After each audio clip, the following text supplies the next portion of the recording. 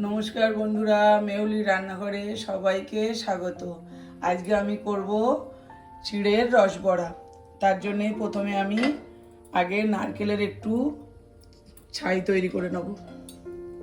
Half মালা নারকেল নিয়েছি, নিয়ে আমি এতে 100 গ্রাম মতো চিনি দেবো, দিয়ে নারকেলের ছাইটা তৈরি করে নেব।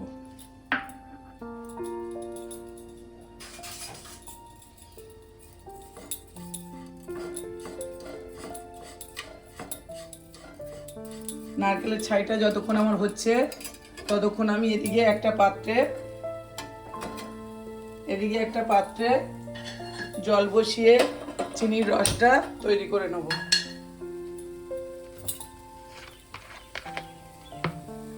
এক বাটি মতো জল দিয়ে দেবো,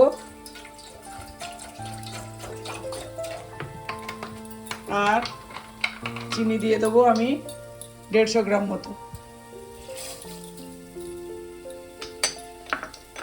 দিয়ে আমি চিনির রসটা হতে দেবো, আর নারকেল কোড়াটা ততক্ষণ নারকেলের ছাইটা আমার হয়ে গেছে। এবার আমি গ্যাসটা নিভিয়ে দেবো, দিয়ে ঠান্ডা হলে নামিয়ে নেব। আর এদিকে ততক্ষণ আমার চিনির রসটাও ফুটে উঠেছে। এবার এর মধ্যে আমি দিয়ে দেবো একটু নলেন গুড়, হাফ কাপ মতো নলেন গুড়।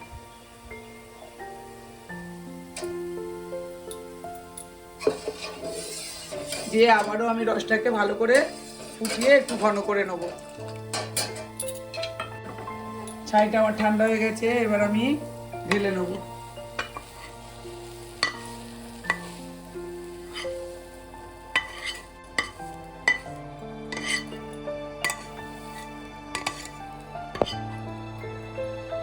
ছাইটা আমার হয়ে গেছে ঢালা। এবার রেখে দেবো। এবার আমি চিড়েটাকে মেখে নেব। চিড়ের সঙ্গে আমি দিয়ে দেবো প্রায় 50 গ্রাম মতো খোয়া ক্ষীর, কিশমিশ 20 গ্রাম মতো আমি একটু কুঁচে নিয়েছি, 100 গ্রাম চিড়ে নিয়েছি আমি সেদ্ধ করে। চিড়েটা সেদ্ধ আপনাদের দেখাইনি, আমি চিড়েটা আগে থাকতে ধুয়ে সেদ্ধ করে নিয়েছি। এলাচ দিয়েছি 4 থেকে 5টা এলাচের দানা, আর দিয়ে দেবো ময়দা 2 চামচ মতো, আর দেবো চালের গুঁড়ো 2 চামচ মতো। এবার নুন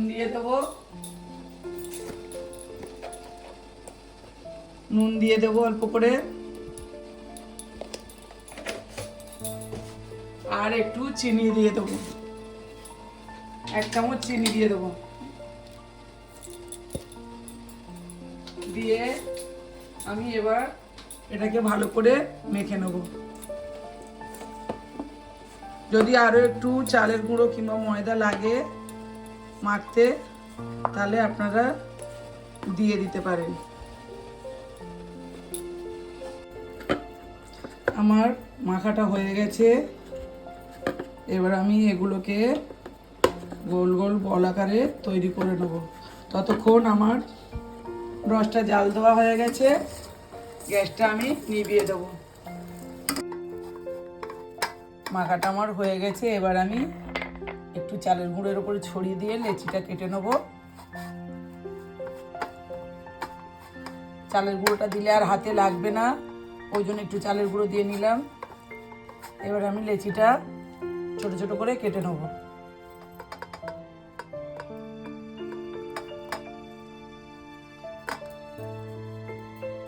খুব ছোট কাটবো না, কারণ এর ভেতরে নারকেলের পুর দেওয়া হবে।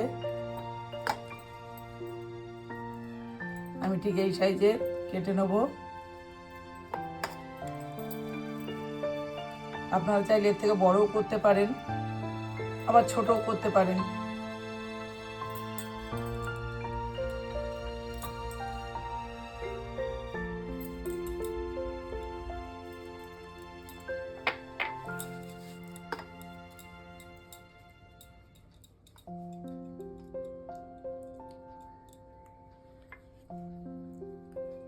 এইভাবে আমি একটা বাটির মতো শেপ দিয়ে এর ভিতরে একটু পুর দিয়ে বেশি পুর দেবো না, নারকেলের পুর দিয়ে আমি এটাকে এইভাবে মুড়ে দেব,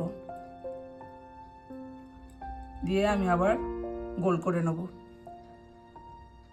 আমি এইভাবে আপনাদের সবগুলো করে আর দেখাচ্ছি। সবগুলো দেখুন আমি এইভাবে তৈরি করে নিয়েছি। এইবার আমি এগুলোকে তেলে ভেজে নেব। আমি গ্যাসে কড়াইটা বসিয়ে দিয়েছি ভাজার জন্যে। এবার আমি তেল দিয়ে দেব। এটা ডুবো তেলে ভাজা হবে, তেলটা আমি বেশি করেই দেবো।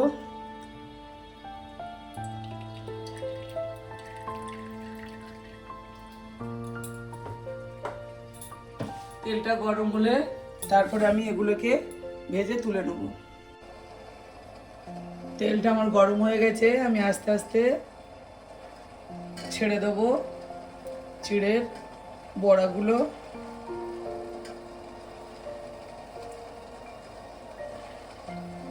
আমি একসঙ্গে সব দেব না, অল্প অল্প করে ভেজে নেবো, অর্ধেক অর্ধেক করে।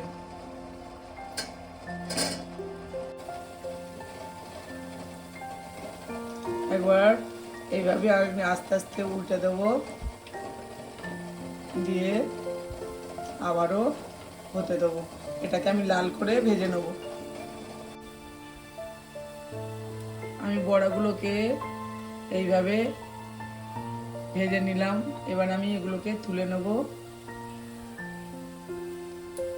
আর বেশি লাল করব না। এইভাবে আস্তে আস্তে আমি এগুলো তুলে নেব।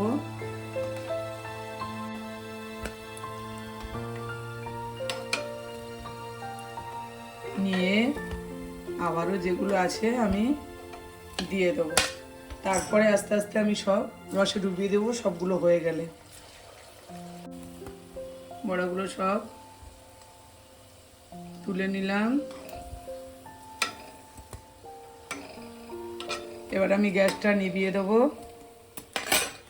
দিয়ে আমি রসের মধ্যে এগুলো দিয়ে দেবো সব।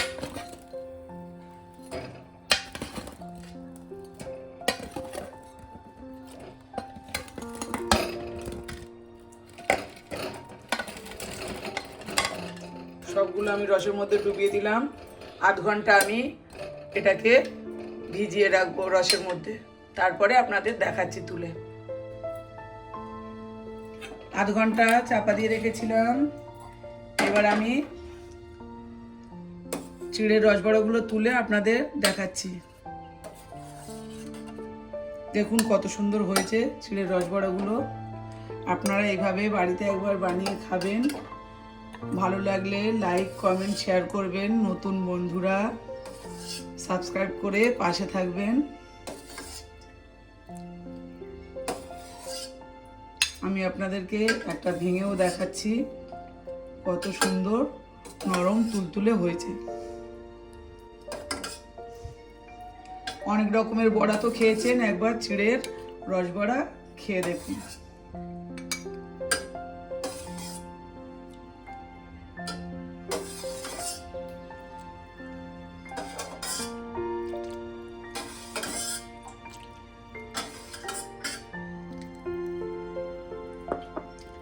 এই দেখুন এইভাবে কত সুন্দর নরম তুলতুলে রসবড়া হয়েছে।